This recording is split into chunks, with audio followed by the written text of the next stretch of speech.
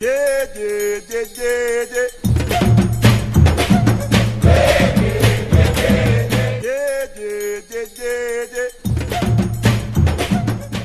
Welcome to Stella's Meza. Our culinary safaris today will take us to Brazil. Today I'll show you how to make brigadeiros, which are little truffle balls made out of chocolate and they have a fudgy texture. To begin, these are the things you'll need. Now we have cocoa powder here, unsweetened. You'll need sweetened condensed milk, 2 cans. Some pure vanilla extract. A little bit of salt. Some unsalted butter, that's at room temperature.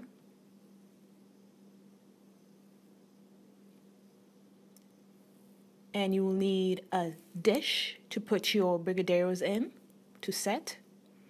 Now, these are traditionally decorated with chocolate sprinkles, but I went ahead and used all other kinds of garnishes.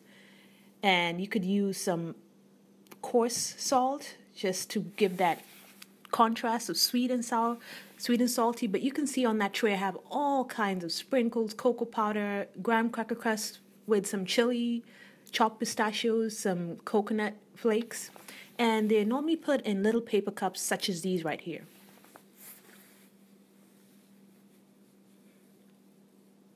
Alright, I'll be using a little cookie scoop to scoop the fudge out of the bowl, or you can use 2 spoons just to toss them around in any garnish of your choice.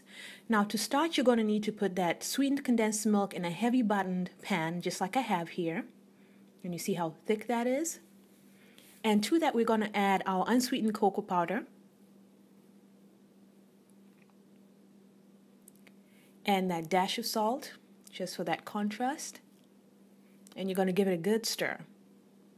And you want to stir it until it starts looking this thick. You see how it's separating from the bottom of the pan? Now once you see that, you're going to turn the heat off and add your butter. And that butter is going to melt because that mixture is nice and hot. You're going to give it a stir. You want that butter to completely melt into the mixture. And then you're going to add your vanilla extract. Just like that. Now go ahead and give it a stir.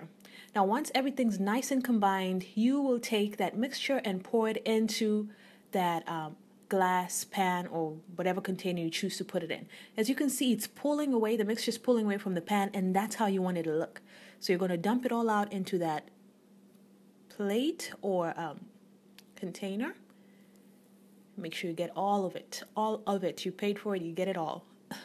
And then you're going to use a spatula or anything with a flat back to kind of smooth it out into one even layer.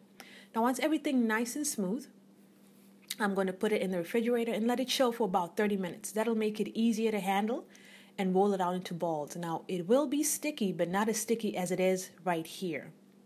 Right? So I'm just smoothing it out. Make sure everything is nice and even.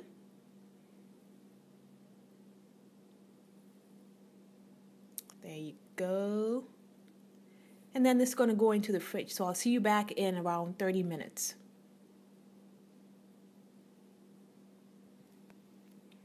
Alright, now our fudge is nice and set. As you can see, it's not as shiny as it was before, and I'd already started making some, but I want to show you what you do. Now in that little container I have some unflavored cooking oil that I rub into my hands, and you do this just so it does not stick to your hands as you roll the bowls. And I'm using that little cookie scoop, taking a scoop out of the mixture, and I'm going to put it into the palm of my hands.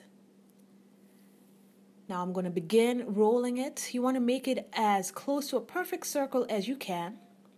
It will not be all the way perfect because we're not machines given. So what I'm going to do is I'm going to drop it in one of my garnishes. Over here I have some graham cracker crust that I put some chili powder in. It is so good. That contrast between the sweetness of that fudge and that chili in there, oh, it's so good. So you just roll it around like you see, and I'm using my spoon to extract it out of the little container. And that's what it looks like up close.